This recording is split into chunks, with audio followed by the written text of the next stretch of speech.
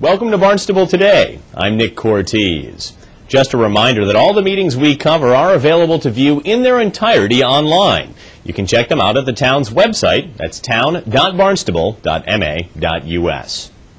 The Town Council last Thursday completed the fiscal year 2011 budgetary process, approving the remaining departmental budgets that were not addressed the week prior that make up the $151 million town budget in its entirety. We'll show you some of that discussion in just a minute, but first, Finance Director Mark Milne had some good news to share with the Council regarding the town's strong financial position. We conducted a bid yesterday for a $4.9 million general obligation bond for the town that was funding several projects that this council has passed over the past couple of years, most of it school facility improvements as well as the exterior improvements of the town hall building here. And we're happy to say we had 4 bidders on those bonds, with the low bid coming in at 3%. So I think that's the lowest interest rate we've ever seen on a long-term bond issue for the town of Barnstable. It's a 20-year. Coupled with that was a ratings review conducted by Standard & Poor a couple of days prior to the issuance of the bond, and they reaffirmed our AAA bond rating. And finally, we also had a $1.2 million bond anticipation note that was issued for the Barnstable Harbor bulkhead, and the interest rate on that was 0.6%. That's a 12-month note that will be paid off in its entirety when the grant reimbursements are received for that project. Thank you. Thank you very much. While the town's financial policies and practices are strong overall, revenues are still on the decline in several areas, including the solid waste division. With that in mind, Councilor James Monifo asked about what the town's options are for the future to maintain current service levels. And as you'll see here, Town Manager John Klim had an interesting response. I'll just add by stating the obvious. I mean, we can either increase the fees, reduce service, or undertake mechanisms to reduce costs. Now, we're doing that. We're looking right now at the possibility of a solar installation at the facility, which would significantly reduce the cost of electricity, utility costs. So that's one thing that we can do. Second thing we could do is, and it was Town Council that spoke passionately about opening up 7 days a week when we were used to only open up 5 days a week. And so we have significantly increased service. The other issue that is obvious is that we could be looking at curbside pickup, which did not, after 2 years of analysis and study, with a plan from them, Superintendent Tom Mullen, you know, all it produced is 200 people in this room screaming at the then Town Council not to do it. But he put a financial plan together that showed that we could have a town-wide curbside pickup with recycling at the time for the same cost as sticker. And so that issue, as volatile as it is out there as well. We know we could save money with curbside pickup, but it has not been the desire as of yet to go that route. So in terms of, you asked about the long run, what can we do? We can cut costs, we can cut service, we can try to save money through initiatives like solar, or we could change have a paradigm shift in terms of how we provide our service. One of the unique features of the budgetary process in the town of Barnstable is that during budget public hearings, residents can call or email in questions while the meeting is in progress.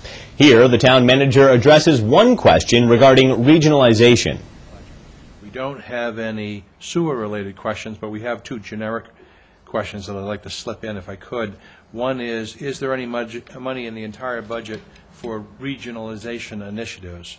And the answer to that question is there is not a specific appropriation for regionalization initiatives, but there are at least 2 that come to mind right away that we're pursuing. One is the possibility of working with our neighbors in the area of assessing, or at least revaluation, and the second is the possibility of providing legal services to other communities. So those are 2 examples of regionalization initiatives that will be undertaken over the next year. But thanks to the work of town staff like Regulatory Services Director Tom Geiler, there are some successful regional programs that are already in place. As the town council considered the Regulatory Services Department budget, Geiler had a chance to explain one of them, the Barnstable Weights and Measures program. With the Weights and Measures function, we provide services to town of Barnstable and 10 other towns. We have, over the last 11 years, picked up 10 additional towns where their program has either been eliminated or dropped in favor of consolidating. There's significant savings to the town of Barnstable. Most of that comes in reducing the costs of equipment and training and staff and vehicles. There's considerable savings to the other towns, and they were able to bring their service to a different level. So it's worked very, very well for us. All of the towns, we provide them with quarterly reports, plus annual reports, and meet with them and discuss how it's working for them.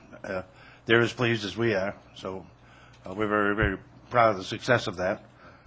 Thank you. Town Manager? I just want to say that in working with Tom over the years, he's not one that toots his own horn or that of his department, but I don't think there's a more shining example of successful regionalism than the program that he has put on. Every month when I meet with managers from the other communities, they take the time to express their appreciation to the town of Barnstable for providing this service.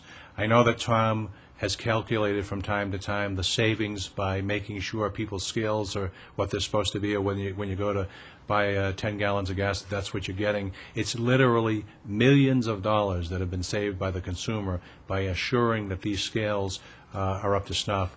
And not only are we providing a tremendous service to the other communities, we're making money for the town of Barnstable. So I just wanted to take a moment to we talk about legacies. I think this is Tom Geiler's legacy, that he has not only started up this program, but has run it quietly and efficiently and saved millions of dollars to the consumers of Cape Cod. It's time now to take a look at this week's meetings. On Tuesday, June 15th, the Housing Committee meets in the Selectmen's Conference Room at 8 a.m. At 3:30 in the afternoon, the press conference in front of Thursday's Town Council meeting takes place in the Town Hall hearing room. At 4 p.m., the Barnstable Historic Commission meets in the Selectmen's Conference Room. At 6 p.m., the Airport Commission meets in the Gorley Conference Room at the airport. At 6:30, the Conservation Commission has a meeting in the Selectmen's Conference Room. And at 7 o'clock, the School Committee meets in the Town Hall hearing room. On Wednesday, June 16th, there's an amnesty hearing in the Town Hall hearing room at 6 p.m. The Hyannis Historic District Commission meets at 7 p.m. in the Selectmen's Conference Room. And at 7:30, the Shellfish Committee meets at the MEA Conference Room, and that's on Finney's Lane. On Thursday, June 17th, the Town Council meets in the Town Hall hearing room. Well, that's all for now. I'm Nick Cortez, and we'll see you next time on Barnstable Today.